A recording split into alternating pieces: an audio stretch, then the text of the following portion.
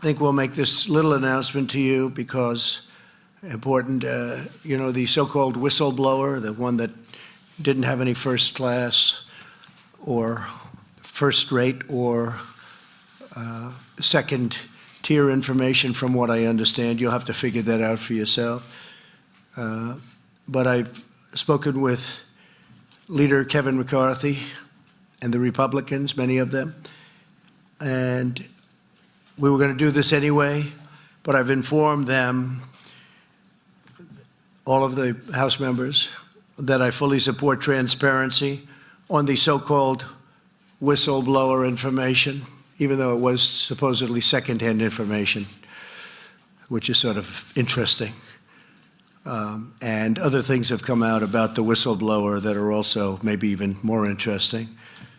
But also insist on transparency from Joe Biden and his son Hunter on the millions of dollars that have been quickly and easily taken out of Ukraine and China. Millions of dollars, millions and millions of dollars taken out very rapidly while he was vice president. And I think they should have transparency for that. I've informed the leader about that. And additionally, I demand transparency from Democrats who went to Ukraine and attempted to force the new president, who I met and is an outstanding person, who just met a little while ago. Some of you were there. I think he's going to be outstanding. He got elected on the basis of corruption. He wants to end corruption in Ukraine, and I think that's great. But they went there and they wanted to force the new president to do things that they wanted under the form of political threat. They threatened him if he didn't do things. Now, that's what they're accusing me of, but I didn't do it. I didn't threaten anybody. In fact, the press was asking questions of the president of Ukraine, and he said, no pressure. I used the word pressure. I think he used the word push, but he meant pressure, but it's the same thing. No push, no pressure, no nothing. It's all a hoax, folks. It's all a big hoax. And the sad thing about this hoax is that we work so hard with all of these countries, and I mean really hard. I've been up from early in the morning till late in the evening and meeting with different countries, all for the good of our country, and the press doesn't even cover all of this.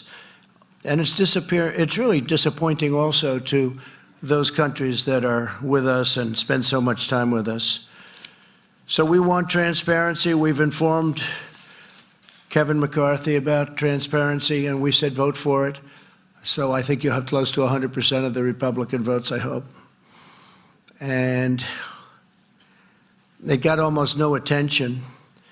But in May, CNN reported that Senators Robert Menendez, Richard Durbin, and Patrick Leahy wrote a letter to Ukraine's Prosecutor General expressing concern at the closing of 4 investigations they said were critical.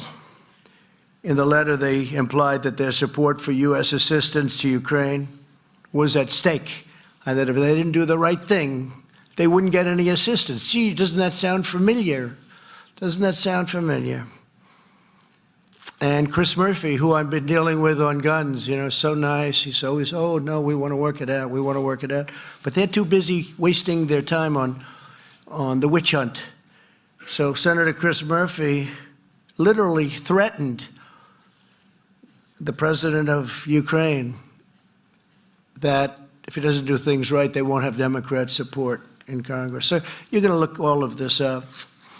One other thing, I'm just going off certain notes and elements of what we've been doing over the last 3 days, but this just came up a few minutes ago.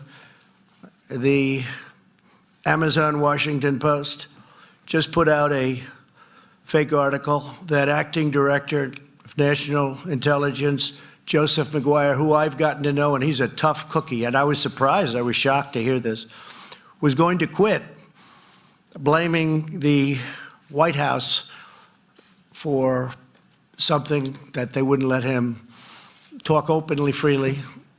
And I was shocked because I know Joe, and he's tough guy. And I was really surprised to hear he was going to quit. Before I could even either talk to him or talk to anybody else, he put out a statement. I didn't speak to Joe yet. But he said, at no time have I considered resigning my position. In other words, the story in the Washington Post was a fake. At no time have I considered resigning my position since assuming this role on August 16th, 2019. I have never quit anything in my life, and I am not going to start now. I'm committed to leading the intelligence community to address the diverse and complex threats facing our nation. That's from the acting director of national intelligence, a very good man, Joseph McGuire. So we're having a great period of time. Our country is the strongest it's ever been economically. Our numbers are phenomenal. Wilbur, thank you, and Larry, everybody.